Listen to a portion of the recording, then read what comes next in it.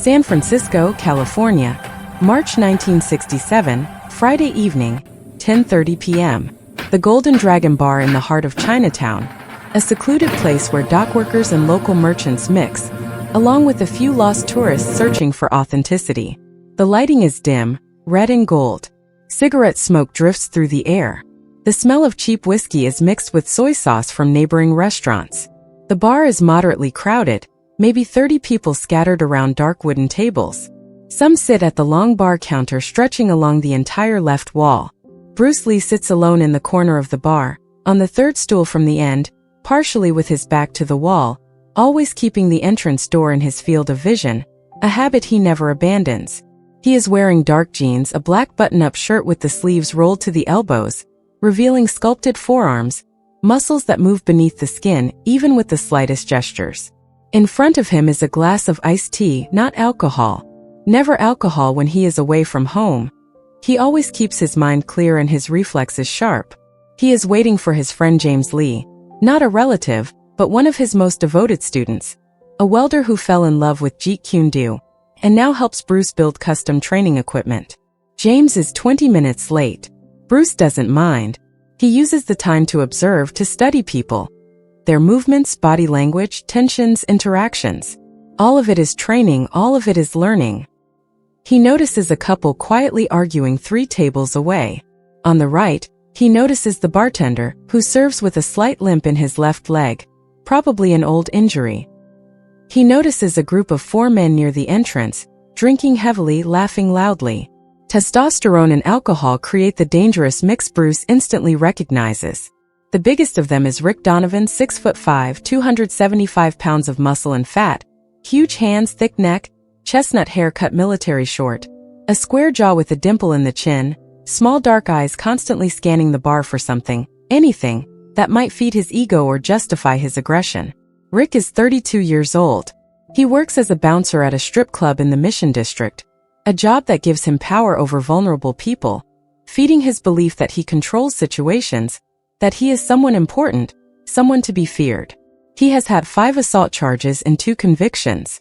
He spent 6 months in county jail 3 years ago for breaking the jaw of a customer who complained about his treatment.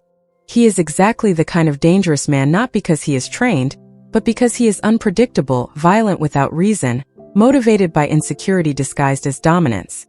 Rick is drunk. Not completely, but enough that the filter between thought and action is damaged, enough that small irritations become major grievances. He is telling his friends a story, something about how he threw 3 sailors out of the club the night before, gesturing wildly, spilling beer, laughing loudly, seeking approval. His friends laugh, but it is a nervous laugh, the laughter of people who know Rick could turn his aggression on them if they don't show enough approval. Then Rick sees Bruce, a small Asian man alone at the bar drinking what looks like tea, not talking, not socializing, just sitting there calmly. And something about it deeply irritates Rick. Maybe it's racism, the everyday deep-rooted kind that runs through 1960s California despite all the talk of freedom. Maybe it's unconscious envy of Bruce's calm, of that serene presence Rick will never possess. Maybe it's simply the need to prove something, to assert power over someone who seems vulnerable. Whatever the reason, Rick decides that Bruce will be his entertainment for the evening. He pushes his empty glass toward a friend and stands up. His movements are heavy, clumsy from the alcohol, but still intimidating due to his sheer size. He walks to the bar, not directly toward Bruce, but into the space next to him, deliberately invading his personal space. The aggressive move large men use to establish territorial dominance. Bruce notices the approach instantly. His muscles tense imperceptibly, but outwardly he remains completely relaxed. His eyes stay on his tea, his breathing calm, no acknowledgement of the threat. Rick slams his hand on the bar, calls the bartender, orders another whiskey. His voice is too loud for the setting, deliberately seeking attention. Then he turns slightly, looks down at Bruce, smiling a smile with no humor in it, only cruelty. He says, "You lost, buddy? There's a Chinatown in Oakland too. You know?" Bruce doesn't answer. He simply takes a sip of his tea, the movement controlled, deliberate. The lack of response irritates Rick even more. "I'm talking to you. You speak English or only that Ching Chong language?" Bruce finally lifts his gaze. His eyes meet Rick's.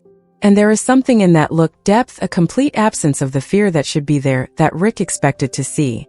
Bruce speaks, his voice calm and clear with the light accent he carries. I speak English. And Mandarin. And Cantonese. Do you speak anything besides rudeness? Rick blinks. He didn't expect a smart answer. He didn't expect a verbal challenge from someone who was supposed to be intimidated. His face reddens, his jaw tightens. You think you're funny? You think you're smart? I'm not trying to be either, Bruce replies. I just want to drink my tea in peace. The bartender senses the tension, steps closer. Gentlemen, let's keep things calm here. Rick turns on him aggressively. Shut up. I'm just having a friendly conversation with my new friend here. The bartender backs off. He doesn't want trouble. He has seen Rick cause damage before. Bruce remains seated. His hands are visible on the bar. His posture is open, non-threatening, yet centered, rooted, ready to move in any direction instantly. Rick grabs his whiskey as it arrives, drinks half of it in one gulp, then suddenly, without warning, flips the glass and pours the remaining amber liquid directly over Bruce's head. Whiskey runs through Bruce's hair, down his forehead, across his face, dripping onto his black shirt, staining the collar. The bar freezes into silence. Everyone is watching. Rick's friends explode with laughter, pounding on the tables. The bartender freezes in horror. Bruce doesn't move. He sits still. Whiskey runs down his face. His eyes close for a brief moment. He breathes slowly, controlling, centering, calculating.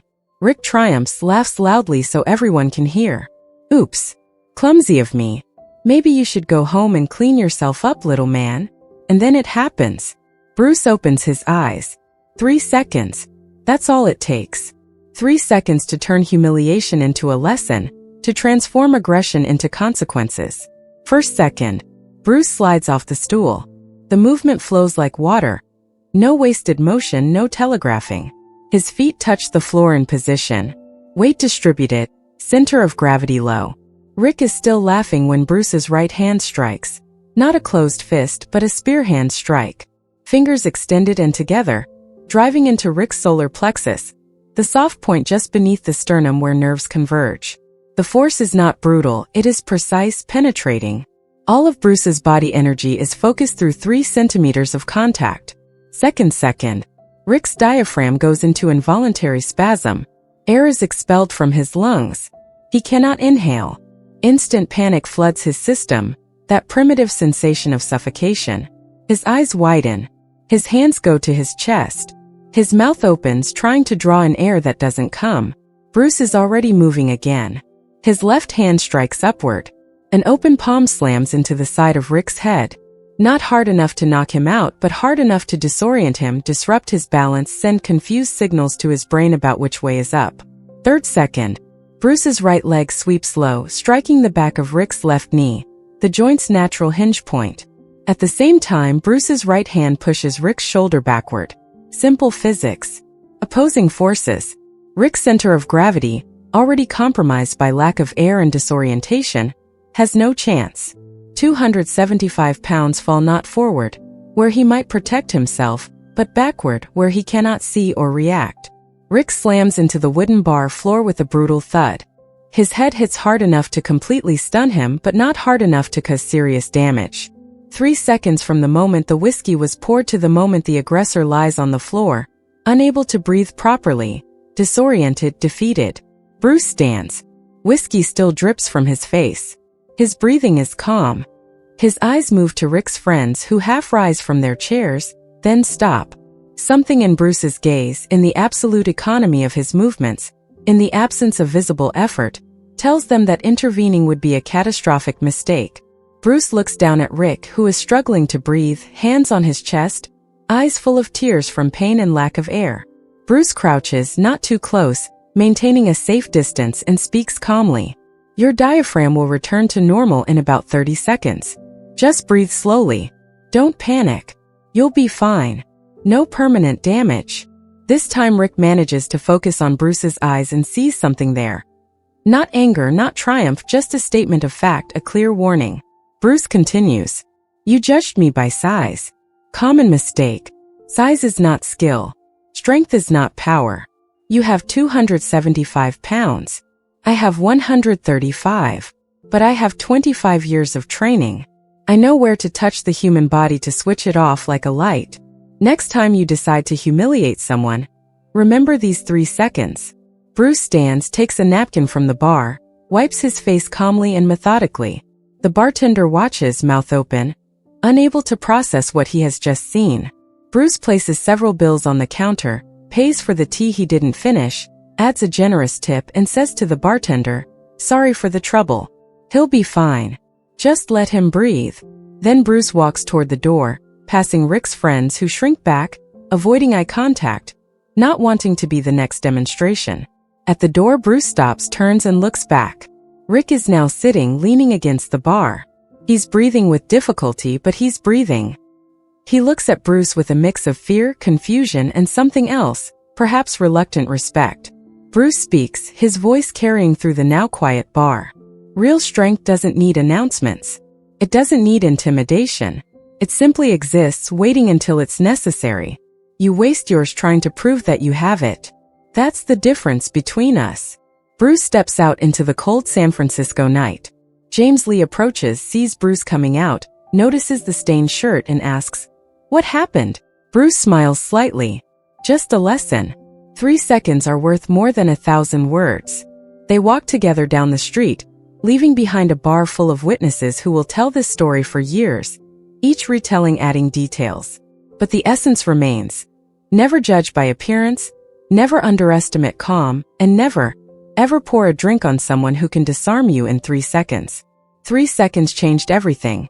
Not because Bruce humiliated Rick, but because Rick learned that true humiliation doesn't come from being knocked down, but from realizing you chose conflict out of arrogance rather than necessity. And that is a lesson that lasts far longer than any physical pain.